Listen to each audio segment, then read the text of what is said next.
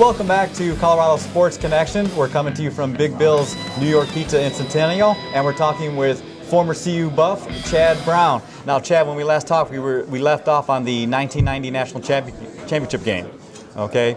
Now, one of the things that come to my mind is, why are you kicking the ball to the Rocket? Okay. I mean, I know you don't want to hear that, but as a fan, I'm thinking, come on, Coach McCartney, I love you, but why did you do that? I think we were on the Notre Dame side of the 50 on Okay. second down. Then I believe we got a penalty, which put us back to the 50. Then on third down, I think we got sacked. And at that point, he did not have a chance to go in and tell Tom Ruin to kick it out of bounds. Because he had talked to Tom, I think, earlier in the drive and said we're going to kick it because of our field position. So we lost 20 yards of field position very quickly due to a penalty and the sack. So now Tom is thinking to go ahead and kick it away because that's what he was told earlier on the sideline. Coach McCartney didn't have a chance to tell him to get it out of bounds. And I was the guy, actually. I was the one guy who hit the Rocket on that punt return.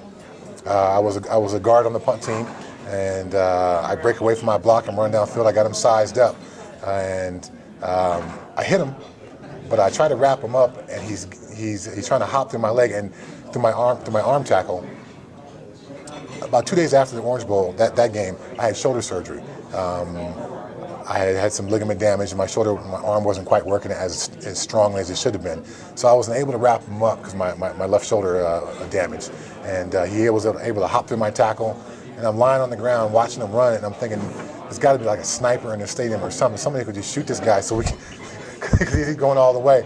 And then I saw the clip, and I realized it was coming back, and I was very, obviously, like everyone on the Colorado side, extremely happy about that. So you talk about that play, but then I believe there was also a play. Did you recover a fumble that led to the winning touchdown for CU? I caused the fumble. You caused the fumble. Okay. Yeah, and actually the guy who was running the ball, Ricky Waters, Okay. ended up becoming a teammate of mine with the Seattle Seahawks. And I reminded Ricky that a couple times earlier in our time in Seattle, and he didn't like it so much. So I figured, let me take the high road and not keep teasing him about this bad moment. So I wrote him about that a few times. And I had mentioned earlier about that Notre Dame game, CU game, being one of the top 5 of all time. Mm-hmm. Now you take a look at that Notre Dame roster and that Colorado roster. You guys had a lot of players that went on to the NFL. As Ricky Waters. Ricky Waters. I mean, you can. I mean, literally, I would imagine. I haven't done a count, but it's got to be 20 plus guys who played in the NFL, maybe even more than that. I mean, just from the CU guys like Alfred Williams, Canavis McGee, Eric Bieniemy, yourself, Scott McClellan, myself, Greg Biekert, Gary Howe, Greg Thomas. I mean, Deion Figures. The list goes on and on, just from the Colorado side. Plus all the talent they had on the Notre Dame side. So maybe even 30 plus guys. And we talked about this earlier, and this is what baffles me a lot, is that when people talk about we need better facilities in order to get better recruits. And I argue, you go back to the 80s and the early 90s, we had the best of the best, and we didn't have the best facilities around here, as you can attest to.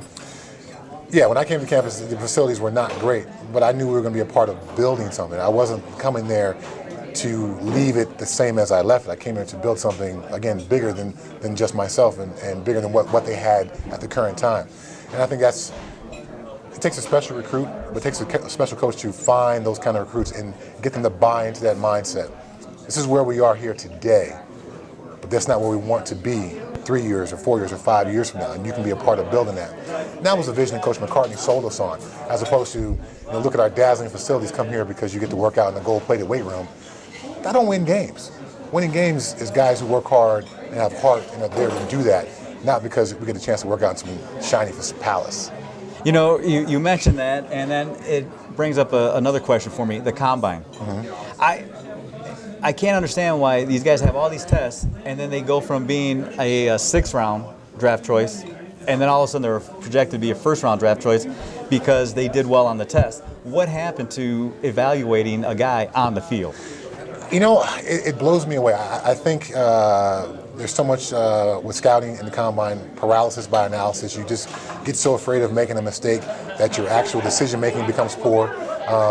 But one of the great quotes I've ever heard from Bill Belichick, who I played for in New England, they were talking about the draft and talking about some guys' L drill time.